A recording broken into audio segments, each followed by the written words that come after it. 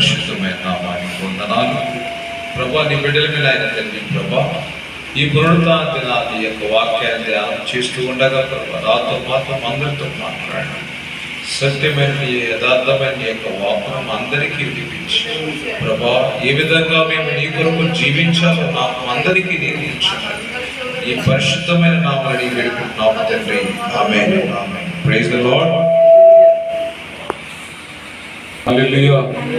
ఈరోజు మరి యేసు ప్రభు వారు మరణించి సమాధిలోంచి తిరిగి లేచారు. ఈస్టర్ పండుగ తర్వాత ఇది మూడవ వారం జరుపుకుంటున్నాం. అంటే ఈ యొక్క ఆదివారం దినాన మనము యోహాను సువార్తలో నుంచి లేఖన ధ్యానం చేస్తూ ఉన్నాం. యోహాను సువార్తలో మరి యేసు ప్రభు వారు అంటే ఒక సమాధిలో నుంచి లేచిన వ్యక్తి ఎలాగా లేచడని మనకు అర్థమవుతుందంటే, ఆయన అక్కడ లేకపోతే ఆయన లేచాడని చెప్తాం, భయమైపోయాడని చెప్తాం, కనిపించలేదని చెప్తాం.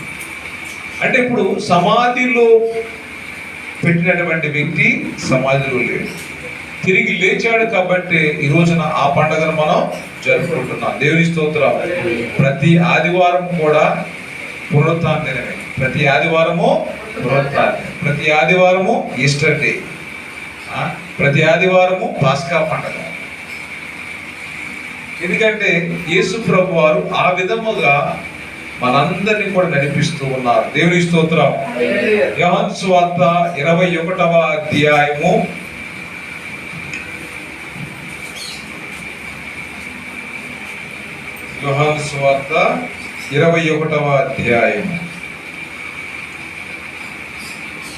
15వ వచనము నుంచి ఒకరు మైకిస్తున్నాను, ఒకరు చదవండి. లేచి నిలబడండి. లేచి నిలబడి 15వ వచనము నుంచి 19వ వచనం వరకు.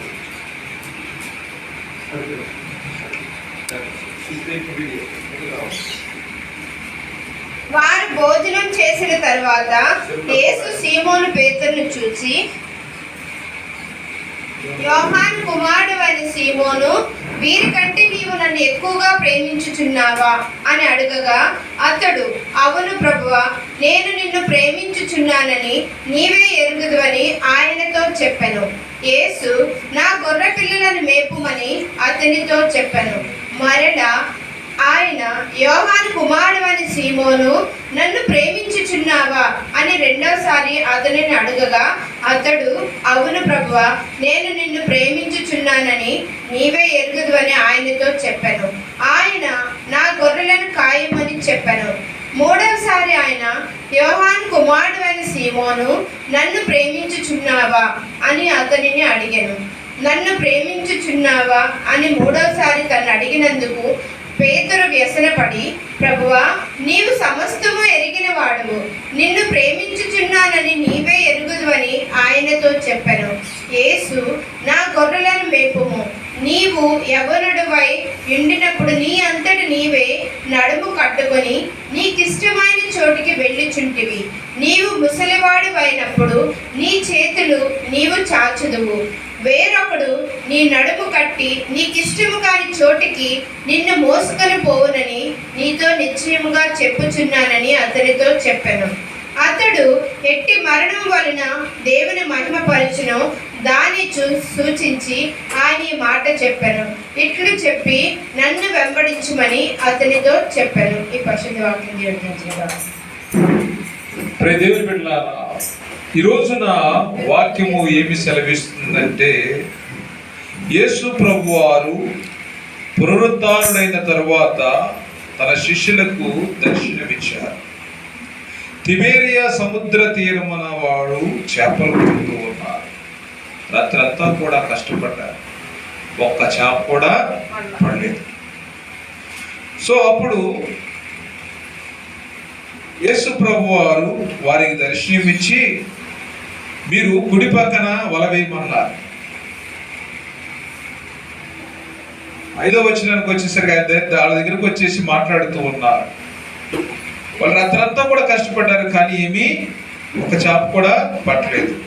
4వ వచనం, సూర్యోదయం అవుచుండగా 21 యోహాను సువార్త 21:4, సూర్యోదయం అవుచుండగా యేసు ధరిని నిలిచెను, అయితే ఆయన యేసు అని శిష్యులు గుర్తుపట్టలేదు.